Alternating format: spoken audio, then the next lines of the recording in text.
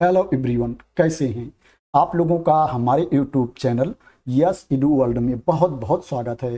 दोस्तों, जो लोग जवाहर नवोदय विद्यालय में जॉब करना चाहते हैं, एनबीएस स्कूल में नौकरी करना चाहते हैं, चाहे टीचिंग पोस्ट पर हो या अदर पोस्ट पर, उनके लिए बहुत ही अच्छा मौका है। जेएनबी में भर्ती है। एनबीएस शिलोंग रीजन के अंतर्गत आने वाले राज्यों के जवाहर नवोदय विद्यालयों में भर्ती है। आप उसमें अप्लाई कर सकते हैं। एप्लीकेशन ऑलरेडी स्टार्ट है। इसमें आपको रिटन टेस्ट नहीं देना है, लिखित परीक्षा नहीं देनी है और फीस भी नहीं पे करना है। एज लिमिट भी काफ़ी अच्छी है और इसमें सभी राज्य के अभ्यर्थी अप्लाई कर सकते हैं। ऐसा नहीं है कि जहां पर भर्ती है, जहां पर वैकेंसी है, वहीं के अभ्यर्थी इसमें आवेदन करेंगे। बात करें राज्य कौन कौन से हैं जहां पर ये भर्ती है, तो दोस्तों एनबीएस शिलोंग रीजन के अंतर्गत जो राज्य आते हैं, मेघालय है, आसाम है, मणिपुर है, अरुणाचल प्रदेश है, नागालैंड है, मिजोरम है, त्रिपुरा है और सिक्किम है। मेघालय, आसाम, मणिपुर, अरुणाचल प्रदेश, नागालैंड, मिजोरम, त्रिपुरा, सिक्किम के जवाहर नवोदय विद्यालयों में एनबीएस स्कूल में ये भर्ती है, वैकेंसी है। बात करें किस किस पोस्ट पर भर्ती है, किस किस सब्जेक्ट की वैकेंसी है, तो उसको भी मैं आप लोगों को बता देता हूं। इसमें पीजीटी इंग्लिश की वैकेंसी है, हिंदी की वैकेंसी है, biology, physics, chemistry, mathematics, history, geography, economics की वैकेंसी है, कॉमर्स की वैकेंसी है, पीजीटी कंप्यूटर साइंस की वैकेंसी है, physical education male and female की वैकेंसी है, टीजीटी असमीज की वैकेंसी है, मणिपुरी की वैकेंसी है, टीजीटी की वैकेंसी है। टीजीटी में इंग्लिश की वैकेंसी है, हिंदी, मैथ, साइंस की वैकेंसी है और इसके अलावा सोशल साइंस की वैकेंसी है, असमीज की वैकेंसी है, टीजीटी बंगाली की वैकेंसी है, टीजीटी मणिपुरी की वैकेंसी है, मिजो की वैकेंसी है, बोडो, खासी, गारो की वैकेंसी है, नेपाली की वैकेंसी है, कंप्यूटर साइंस की वैकेंसी है, म्यूजिक की वैकेंसी है, आर्ट की वैकेंसी है, लाइब्रेरी की वैकेंसी है, स्पेशल एजुकेटर की वैकेंसी है, physical education teacher male and female की वैकेंसी है, टीजीटी की फीमेल स्टाफ नर्स की वैकेंसी है, काउंसलर की वैकेंसी है, हॉस्टल सुपरिंटेंडेंट की वैकेंसी है। इनमें से जिस भी पोस्ट पर आप नौकरी करना चाहते हैं, जिस भी सब्जेक्ट की आप जॉब करना चाहते हैं, उसके लिए आप इसमें अप्लाई कर सकते हैं। बात करें इसके लिए आपके पास क्वालिफिकेशन क्या होना चाहिए, तो पीजीटी के लिए आपके पास मास्टर की डिग्री होनी चाहिए रिलेवेंट सब्जेक्ट में और उसमें 50% मार्क्स होना चाहिए, 50% अंक होना चाहिए और आपके पास बीएड की डिग्री भी होनी चाहिए। पीजीटी कंप्यूटर साइंस के लिए आपके पास एमएससी कंप्यूटर साइंस या आईटी की डिग्री होनी चाहिए या एमसीए की डिग्री होनी चाहिए, उसमें 50% अंक होना चाहिए, या आपके पास ME MTech computer science IT की डिग्री होनी चाहिए, उसमें 50% अंक होना चाहिए और आपके पास बीएड की डिग्री भी होनी चाहिए। अगर आप PGT physical education male female के लिए अप्लाई करना चाहते हैं, तो आपके पास मास्टर ऑफ फिजिकल एजुकेशन की डिग्री होनी चाहिए, एमपीएड की डिग्री होनी चाहिए और उसमें 50% अंक होना चाहिए, 50% मार्क्स होना चाहिए। पीजीटी के लिए आपके पास ग्रेजुएशन की डिग्री होनी चाहिए संबंधित विषय के साथ में और उसमें 50% मार्क्स होना चाहिए, 50% अंक होना चाहिए और आपके पास बीएड की डिग्री भी होनी चाहिए, उसमें भी 50% अंक होना चाहिए और आपको सीटेट का पेपर 2 भी क्वालिफाई होना चाहिए। जो सब्जेक्ट का कॉम्बिनेशन होता है, सब्जेक्ट का ग्रुप होता है, उसके अकॉर्डिंग सब्जेक्ट ग्रेजुएशन में होना चाहिए। उसके बारे में आप लोग ऑलरेडी जानते होंगे। जो लोग नहीं जानते हैं वो लोग इस पीडीएफ से देख लेंगे।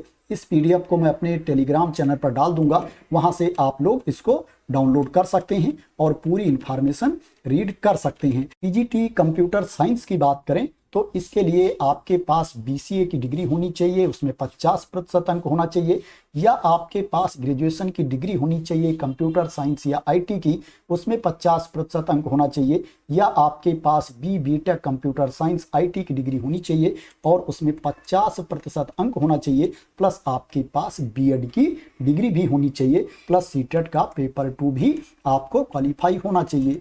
पीजीटी आर्ट के लिए आपके पास बैचलर डिग्री होनी चाहिए ड्राइंग एंड पेंटिंग में या ग्राफिक आर्ट्स में या फाइन आर्ट्स में और उसमें 50% अंक होना चाहिए प्लस क्या है, आपके पास बीएड की डिग्री भी होनी चाहिए।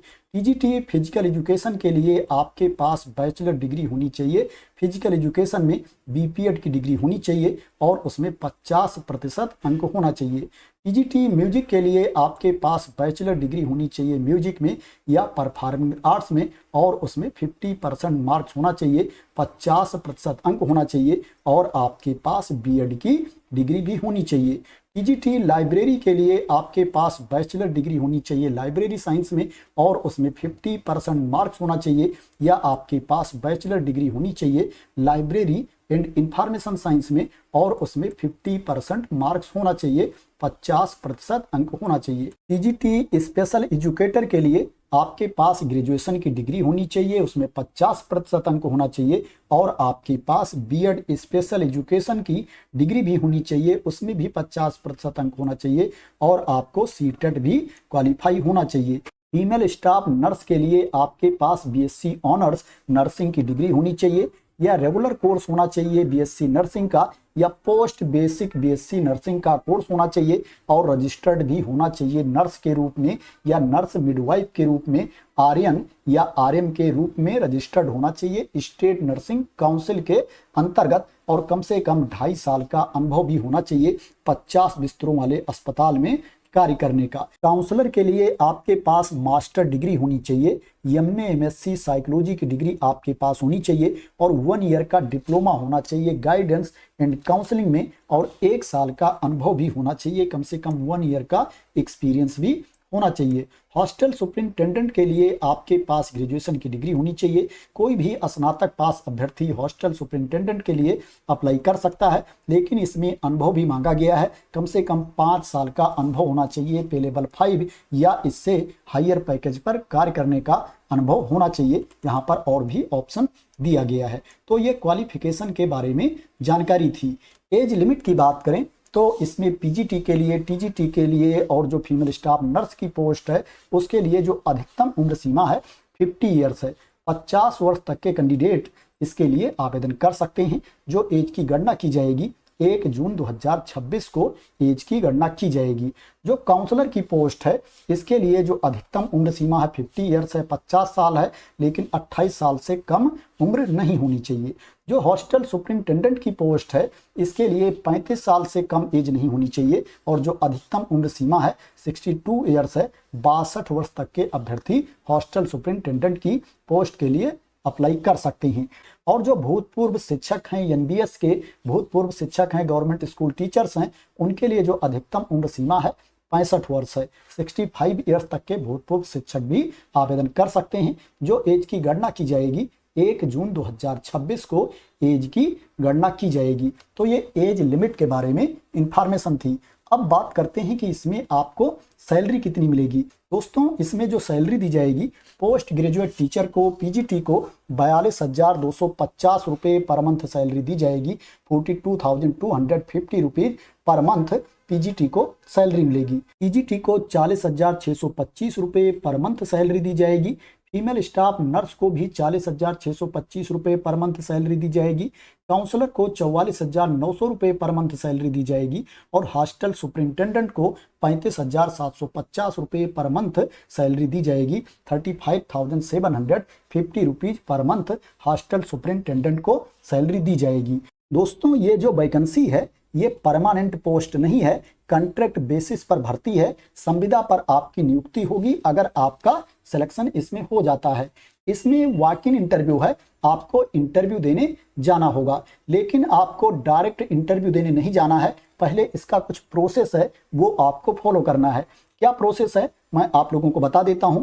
दोस्तों यहाँ पर आप देख सकते हैं इंटरव्यू का वेन्यू दिया गया है। इंटरव्यू कहाँ कहाँ पर होगा उसके बारे में जानकारी दी गई है। यहाँ पर जेएनबी का नाम दिया गया है, उसके सामने कोऑर्डिनेटर का नाम दिया गया है, इंचार्ज का नाम दिया गया है प्रिंसिपल का, और उसके सामने यहाँ पर ईमेल आईडी दी गई है और उसके सामने सब्जेक्ट दिया गया है कि किस किस विषय का यहाँ पर इंटरव्यू होगा। दोस्तों यहाँ पर जो ईमेल आईडी दी गई है इस ईमेल आईडी पर आपको रजिस्ट्रेशन फॉर्म फिल करके भेजना है। रजिस्ट्रेशन फॉर्म दिया गया है, उसको भर करके आपको इस ईमेल आईडी पर पहले ईमेल करना पड़ेगा। उसके बाद जो यहाँ के कोऑर्डिनेटर हैं, प्रिंसिपल हैं, वो आपको डेट असाइन करेंगे। जिस डेट में आपका इंटरव्यू होगा वो डेट आपको दी जाएगी और उस डेट पर आपको इंटरव्यू देने पहुंचना है। तो आप जिस भी सब्जेक्ट का इंटरव्यू देना चाहते हैं, जहां पर भी इंटरव्यू देने जाना चाहते हैं, वहां की ईमेल आईडी पर आपको ईमेल करना है। मैं आपको रजिस्ट्रेशन फॉर्म दिखा देता हूं। ये रजिस्ट्रेशन फॉर्म है,